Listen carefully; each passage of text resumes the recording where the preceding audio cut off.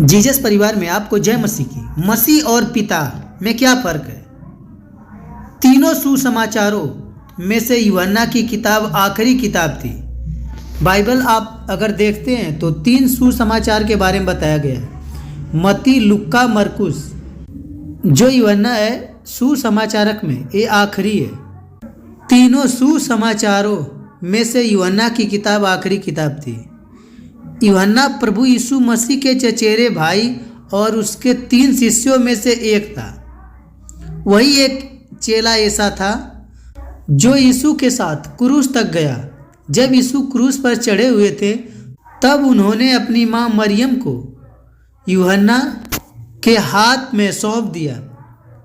यूहन्ना के किताब के अंत में सुसमाचारक लिखने का कारण बताता है, और जो बातें यहाँ लिखी है वे इसलिए लिखी गई है कि तुम विश्वास करो तो यीशु ही परमेश्वर का पुत्र है और वही मसीह है, और इसलिए कि विश्वास करते हुए उसके नाम से तुम जीवन पाओगे। आप यूहन्ना की पुस्तक में पढ़ते हैं। यूहन्ना प्रेरित यीशु के विषय में एक बहुत ही सामर्थ्य भरा है। वास्तव में यीशु कौन था? जिस समय यीशु ने यह संदेश दिया तब वह यरूशलेम में था। यीशु ने तभी उस व्यक्ति को चंगा किया था जो तालाब के पास था। धार्मिक अगुवे बहुत नाराज थे क्योंकि यीशु ने शब्द के दिन उस व्यक्ति को अपने बिस्तर को उठाकर चलने को कहा था। फिर वो नाराज थे कि यीशु ने अपने आप को परमेश्वर का पुत्र कहा। वह अपने आप को परमेश्वर का पुत्र कह रहा था। वे इतने नाराज थे कि वे यीशु को मारने के लिए तरीके ढूंढने लगे, लेकिन यीशु ने निडर होकर उनको जवाब दिया। उसने जो कहा उससे हम बहुत कुछ सीख सकते हैं। और जैसा कि आपने कई बार पढ़ा होगा, यीशु के आखिरी 3 वाक्यों को निकालेंगे तो प्रभु ने बताया है, मैं तुम्हें सच्चाई बताता हूँ कि पुत्र स्वयं अपने आप कुछ नहीं करता, वह केवल वही करता है जो पिता को करते देखता है। पिता जो कुछ करता है पुत्र भी वैसे ही करता है। पिता पुत्र से प्रेम करता है और वह सब कुछ उसे दिखाता है जो वह करता है। उन कामों से भी और बड़ी बड़ी बातें वह उसे दिखाएगा। तब तुम सब आश्चर्य करोगे। जैसे पिता मृतकों को उठाकर उन्हें जीवन देता है, वैसे ही पुत्र भी जिन्हें वह चाहता है उन्हें जिलाता है। पिता किसी का भी न्याय नहीं करता, किंतु उसने न्याय करने का अधिकार बेटे को दे दिया है, जिससे सभी लोग पुत्र का आदर वैसे ही करें जैसे पिता का आदर करते हैं। जो व्यक्ति पुत्र का आदर नहीं करता वह उस पिता की भी आदर नहीं करता जिसने उसे भेजा है। आपको यह समझ में आया? ये यहूदी केवल यीशु के विरुद्ध ही नहीं जा रहे थे, वे उस परमेश्वर के भी विरुद्ध जा रहे थे जिसने यह पूरी सृष्टि बनाई। यीशु पूरे साहस से यह बता रहे थे कि वे ही परमेश्वर हैं। आगे वह कहते हैं कि मैं तुम्हें सत्य बताता हूँ, जो मेरे वचन को सुनता है और उस पर विश्वास करता है जिसने मुझे भेजा है, वह अनंत जीवन पाता है। न्याय का दंड उस पर नहीं पड़ेगा।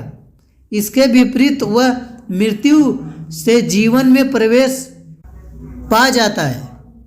कितना आश्चर्य है कि नहीं? हमें केवल विश्वास करना है। यह इतना साधारण है, परंतु यहूदी यही नहीं करना चाहते थे।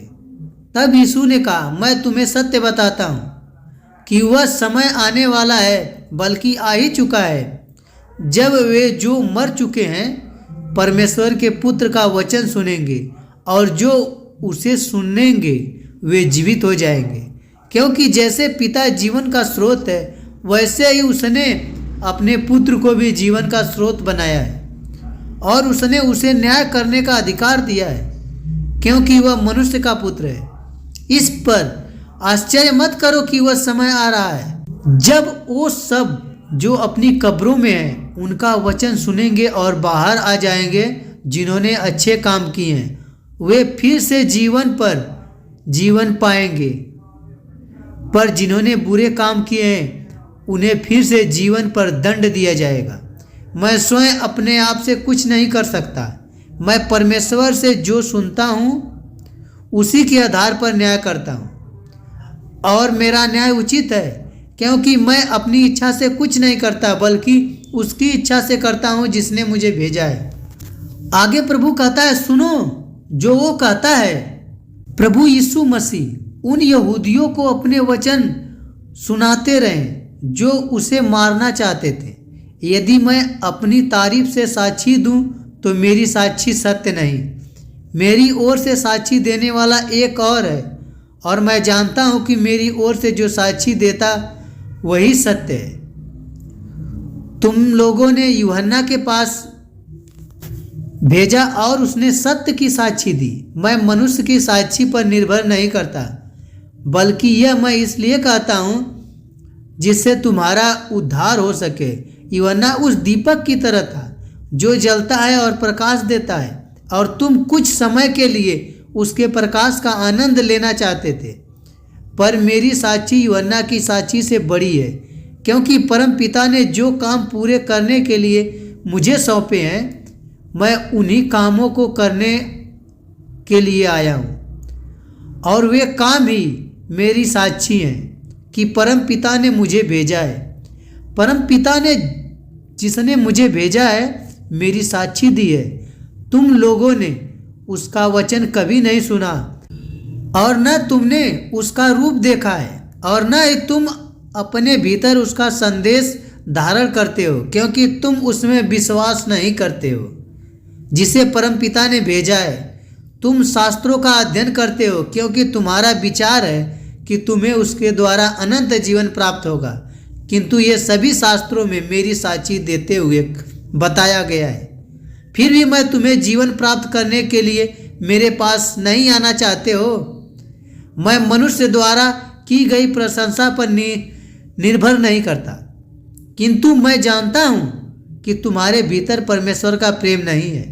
मैं अपने पिता के नाम से आया हूँ, फिर भी तुम मुझे स्वीकार नहीं करते, किंतु यदि कोई और अपने ही नाम से आए तो तुम उसे स्वीकार कर लोगे।